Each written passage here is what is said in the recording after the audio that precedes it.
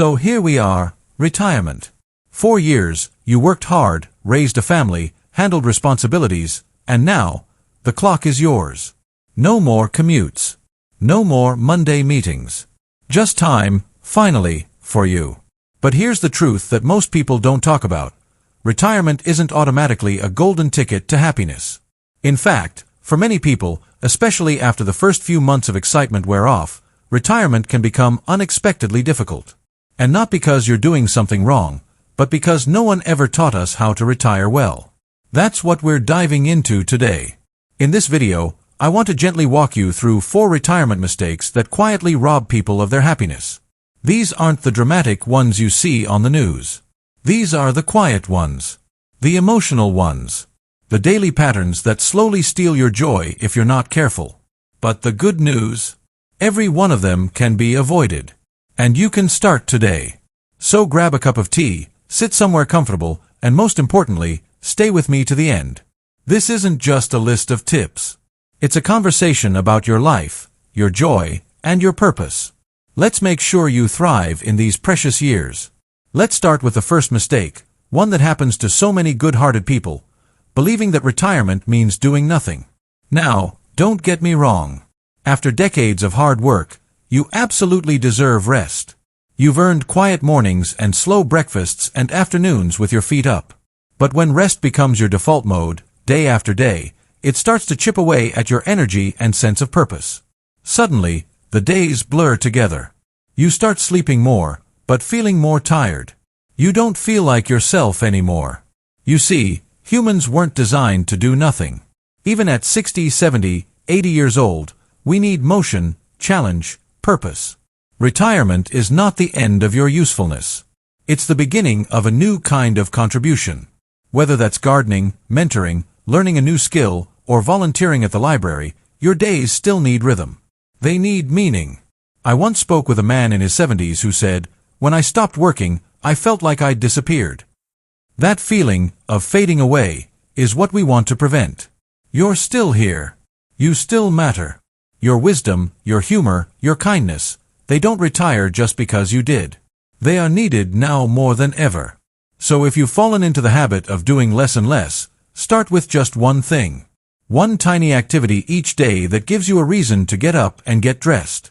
It doesn't have to be impressive, it just has to feel like you. Because when you show up for your life shows up for you. Now, let's move to the second mistake. And this one is sneaky, because it sounds like a good thing on the surface. It's trying to protect your adult children too much, at the cost of your own peace. Many retirees pour their time, money, and emotional energy into fixing their grown children's problems. Maybe you're helping them financially. Maybe you're babysitting every other day. Maybe you're carrying their stress as if it were your own. And again, this comes from love. But here's the thing. Love doesn't mean self-sacrifice to the point of exhaustion. If every day revolves around solving someone else's chaos, your own life becomes a blur.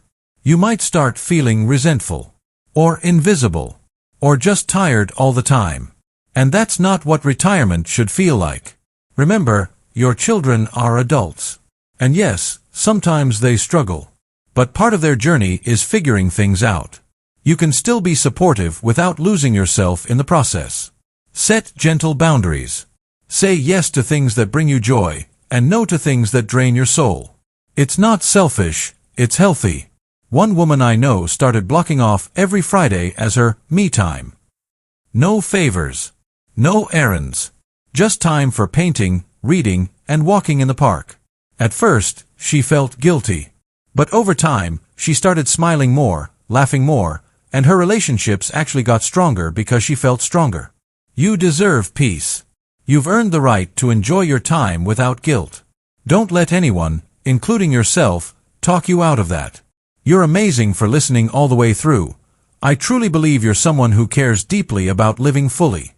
Now that we've talked about the hidden trap of doing nothing and the pressure to solve everyone else's problems, let's gently move on to something that surprises a lot of people.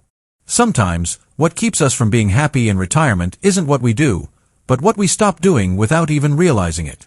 And this brings us to the third mistake, a silent one that sneaks up on people over time, letting go of friendships and social connections. When we were younger, friendships were almost automatic. You made friends at work, bumped into people at your kids' school events, chatted with neighbors more often. But in retirement, all of those natural meeting points fade away. And without noticing, some people wake up one day and realize they're lonely. Not just alone, but deeply, quietly lonely. And loneliness after 60 doesn't just feel sad, it affects your health. Studies show it increases the risk of heart disease, cognitive decline, even early death. But more than that, it chips away at joy. Because humans need connection like plants need sunlight. Without it, we wither a little. Even the strongest of us. I once spoke with a woman in her early 70s who said, "I didn't even realize how quiet my life had gotten until someone called me just to chat, and I cried after we hung up." That kind of moment stays with you. Because it reminds us we all need to be seen, heard, remembered. So if your social life has gotten smaller lately, that's okay, but let's not let it disappear. Rebuilding connection doesn't mean forcing yourself into big groups or noisy events. It can be as simple as calling one old friend each week, joining a small walking club, attending a book discussion at the local library, even saying hello to the same people at your favorite coffee shop. And don't be afraid to be the one who reaches out first. People are often lonelier than they admit. A simple, "Would you like to meet for tea sometime?" can open the door to something beautiful. Relationships don't have to be perfect. They just have to be real. And here's the thing, you're not too old to make new friends. In fact, this stage of life is the perfect time for meaningful connections. There's no competition, no ego, just real people looking for real company. And that includes you. So don't wait for someone else to fix the loneliness. You have the power to open your heart again.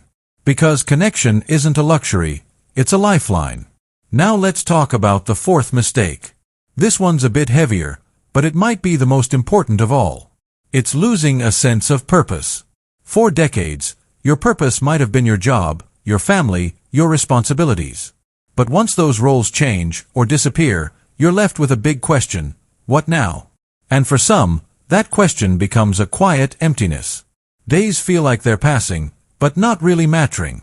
Purpose doesn't mean you have to change the world or start a new business. It simply means knowing that your life still has direction, still has value. That you matter, not just to others but to yourself. There's a story I'll never forget. A man, retired from teaching after 40 years, spent 2 years feeling lost. He missed the classroom, the students, the structure. One day, he started tutoring a neighbor's grandson in math. 1 hour a week. That was it. But that 1 hour made him feel alive again. He said, "I feel useful again. Like I'm me again." That's the magic of purpose. It doesn't need to be loud. It just needs to feel true. Maybe it's sharing your wisdom. Maybe it's creating something with your hands. Maybe it's simply being someone your grandkids can count on. Purpose can be quiet. But it is never small. If you're feeling like your days are just blending together, try this. Every morning, ask yourself, what's one small thing I can do today that makes me feel useful or proud? It could be calling someone who needs encouragement, organizing old photos, writing down a memory to pass on. Whatever it is, when you live with intention, you begin to feel more alive again. You've lived through so much. You've learned things younger people can't even imagine. Your story isn't finished. It's just entered a new chapter.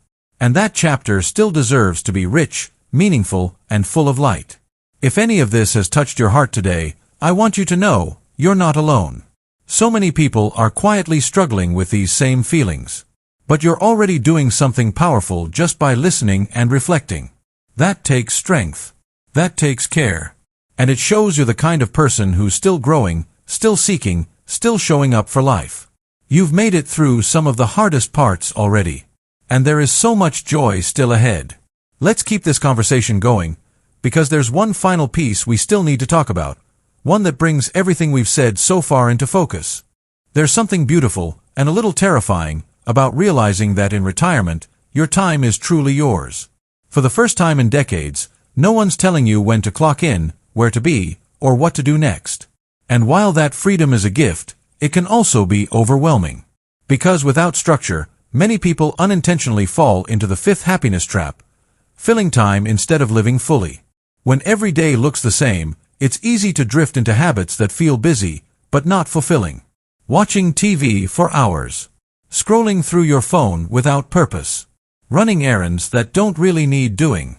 Before long, the days blur together, and you start wondering, is this all there is? But here's the truth. Your best years can still be ahead of you, if you fill them with intention, not just activity.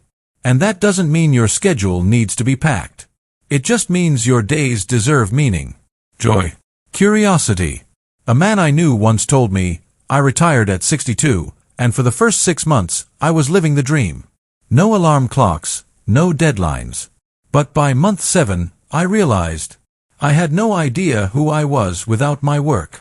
That hit me, because so many people feel the same. The key is to rediscover not who you were, but who you are now, and who you still want to become. Start small. Ask yourself, what lights me up inside? What have I always wanted to try? Maybe it's watercolor painting, learning Spanish, planting a new garden, or finally writing your story down. You don't need permission to be curious again. In fact, retirement is your golden ticket to explore the parts of yourself you never had time for. And no, it's not too late. Whether you're 65 or 85, your brain and heart still crave growth. They still come alive when you learn, create, or connect with something new. One woman I spoke with started taking cello lessons at age 74. She said, I sound terrible, but I've never felt more alive. That's the point. Not perfection, presence. So if you've fallen into the rhythm of just passing time, that's okay. But now is your moment to ask, what would a full, rich day look like for me? Not busy, just meaningful. Maybe it starts with a morning walk, a good cup of tea, reading something that challenges your thinking, calling someone just to say, I'm thinking of you. These small pieces, strung together, create a life worth waking up to. And please, don't measure your day by how much you did. Measure it by how deeply you felt, how present you were, how often you smiled, or laughed, or truly listened. That's the rhythm of a full life. Retirement is not the end. It's the great beginning, if you let it be. So let's take a moment to bring it all together. We talked about how dangerous it can be to rely only on money for happiness. How boredom, disconnection, and lack of purpose can quietly steal your joy. And how living on autopilot, even in a relaxed retirement, can feel hollow if it lacks meaning. But none of these things are irreversible. Not one. And that's the most empowering part of this entire conversation. Because you're not stuck. No matter how long you've been retired, how disconnected you may feel, or how lost you might sometimes get, you can start over. Right now. With just one decision. One call. One small habit. You have more control over your happiness than you may think. And more importantly, you deserve that happiness. You deserve peace of mind, deep relationships, mornings that feel like something to look forward to, and evenings that end with a full heart. Not because you were productive, but because you felt alive. So maybe today is your fresh start. Maybe this video is your little nudge from the universe. A reminder that you haven't missed your chance. That joy doesn't belong to the young, it belongs to the present. And you, my friend, are very much still here. If something in your heart stirred while listening, follow that. Don't wait for a perfect time. Create a new rhythm that feeds your soul. Reconnect with an old friend. Pick up that hobby you've been thinking about for years. Give your life new color, new rhythm, new meaning. And please, don't do it alone. Talk to someone about what you're feeling. Share this video with a friend and say, this reminded me of us. Post a comment. Reach out. Your voice matters. And the more we talk about these things, the less alone we all feel. Because aging doesn't mean fading. It means deepening. Becoming more of who you truly are. And to everyone listening, thank you. For showing up, for caring about your happiness, and for being the kind of person who's still curious, still growing, still choosing to live with heart. Here's to living your best life, at every age. If this helped you, don't forget to subscribe, leave a comment, and tell us what topic you'd love next.